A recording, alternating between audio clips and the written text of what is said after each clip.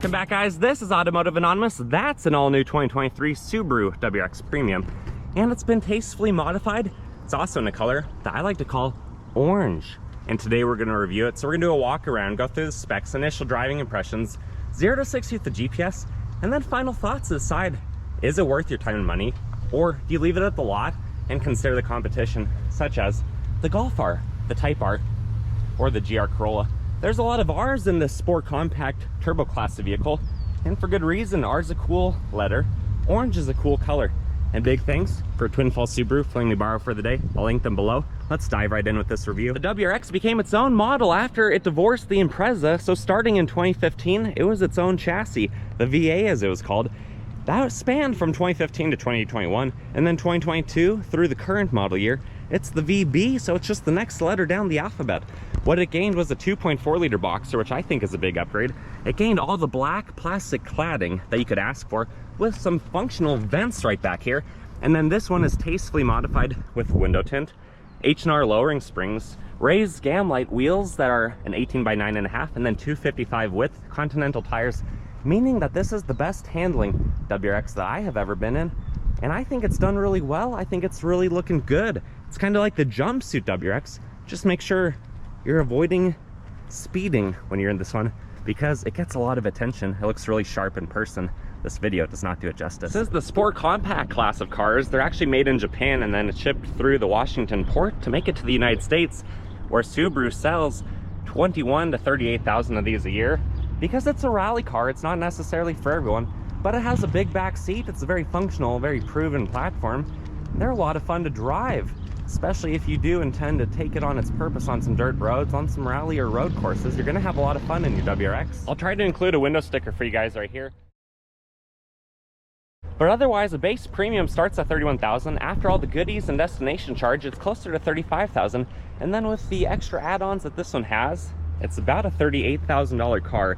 When you go with the base premium, you get things like a different pair of 18-inch wheels, the 11.6-inch touchscreen, the all-weather package with the front heated seats, keyless entry with push-button start, LED fog lights on the front, which look really good, and then you also get the dual climate controls. If you like the WRX, the color orange, aftermarket wheels, functional aero and hood scoops, projector headlights, or shark fin antennas, please consider liking this video. I really appreciate your support and it helps my channel to grow.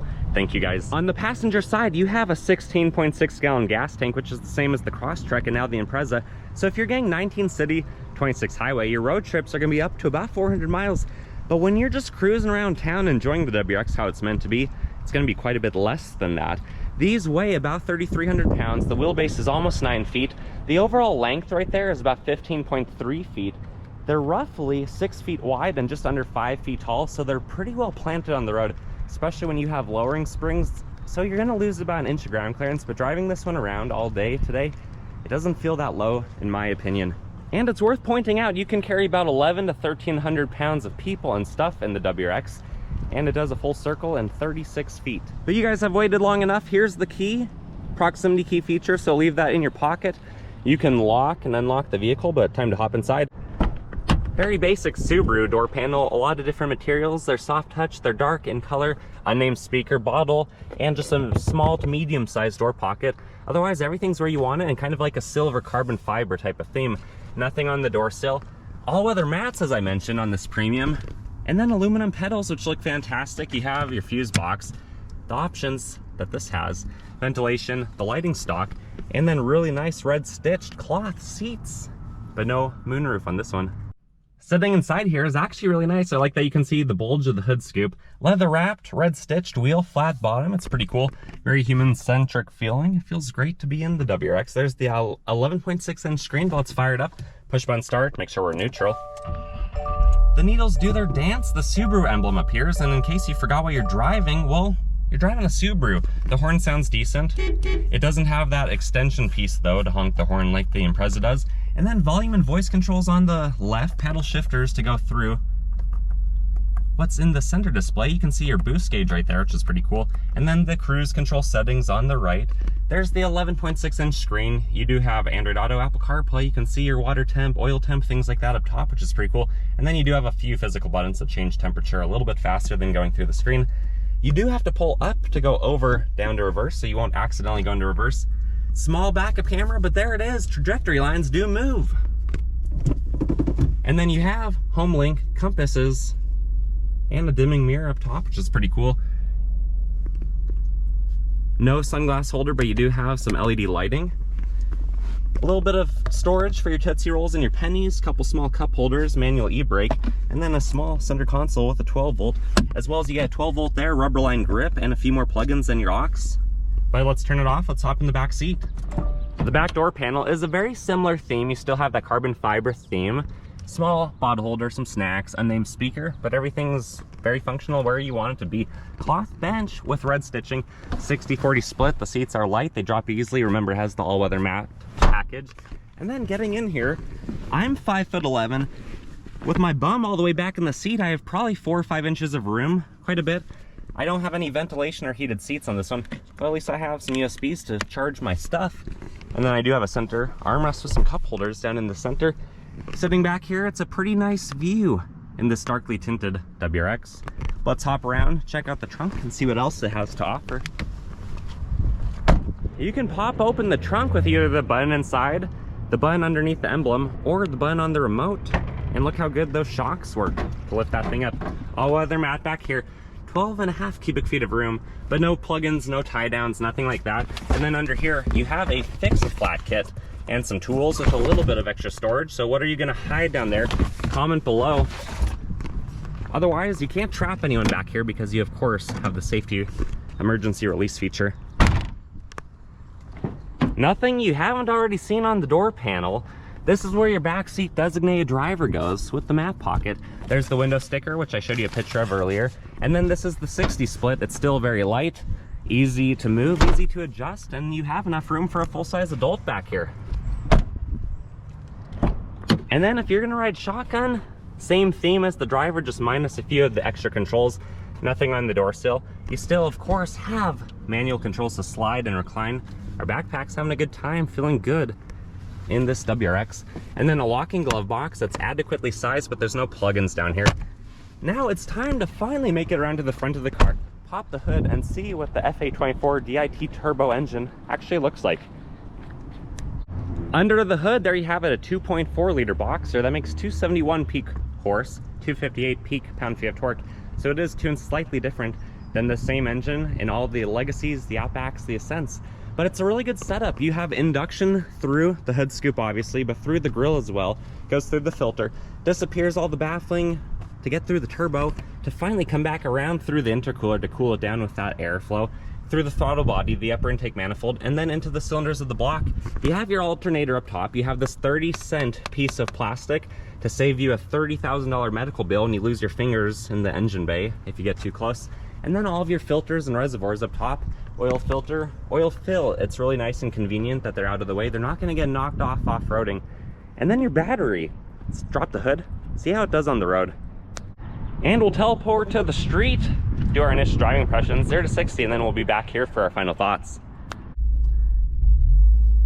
Initial driving impressions of the WRX is that it's really good. I've driven a few of these. I've done a few 2022 model year reviews, and this one feels like the best with its stance and the stickier tires.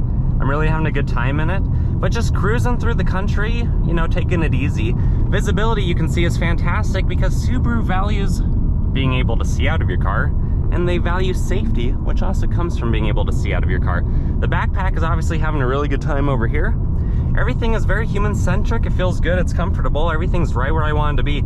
I do wish we didn't have the big touchscreen. I either wish it was better, because I have it on my Outback, and quite a bit of experience with it, I can say that, or I wish it was physical buttons and a smaller screen, like with the last gen offered, or the Crosstrek of the last gen, things of that nature. But overall, it's a really good vehicle. It's really fun. You know, it weighs 3,300 pounds, almost a 9-foot wheelbase. It's basically a global Subaru platform car, so you know it's gonna be good. You know it's gonna be really capable on the road and doing the things that you need it to do.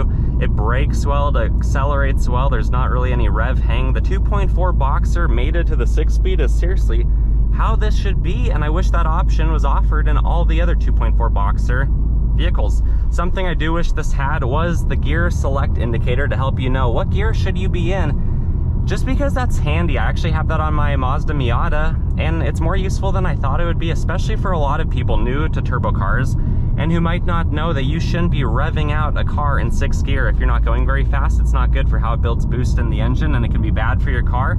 So I do think a gear indicator would be worth Subaru tuning that option into the software of this one. Otherwise, you are going to enjoy the gear select in this, but if you're used to a shorter throw shifter, you're gonna want to add a short throw shifter. It's pretty good, but those throws are pretty long, especially compared to my Miata, and they're not as they're notchy, but they don't feel as interconnected. There's more linkages, it feels like, in this setup than in that car. So that's what I have to compare it to most recently, because that's what I drove over here when I went to borrow the car for the day. But otherwise, it's good. Visibility is fine. The mirrors work really well. You can see right through the center of the cabin. The speakers are fine in the WRX. It's not what you're going to be listening to most of the time, and it's easy enough to upgrade your speakers if you want.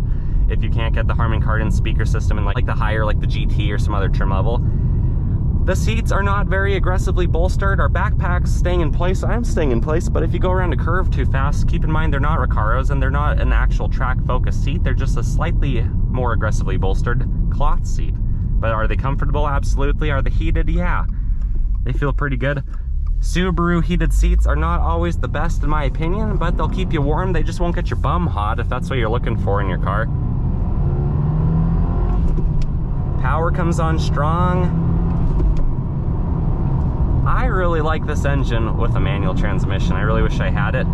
But overall, it's good. It's a rally car. It's what you expect. You know, road and wind noise are not fantastically insulated in this car compared to some other Subarus, but the lowering kit, the different tires that this has, it is not kicking up rocks like the factory tires do. That is pretty obnoxious. These ones are a lot smoother. They're really quiet on the road. And I really like how this one drives, but you've probably heard me ramble on long enough. Let's get to our private road and do our 0 to 60. 0 to 60 in the WRX. Traction control is off, track mode is on, and I'm going to do a little bit of a launch, but not too aggressive because it's not my car. Density altitude's 5,100 feet today, so even though it has a turbo compressor, it's still compressing less oxygen-dense air, and it could be down on power up to about 10%. Let's see what I can do. I'll verbalize the true 0 to 60, and then I'll post a GPS graph after. Here we go.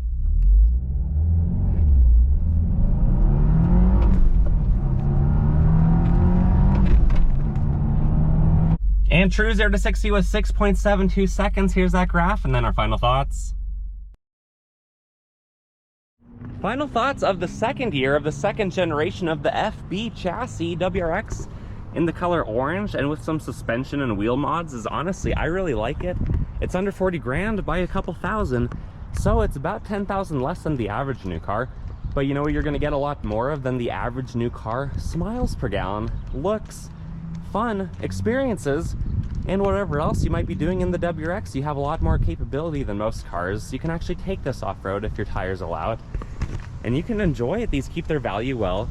They're fairly quick, as you saw, even with giving it a light baby-sized launch, and it's just a cool car in general.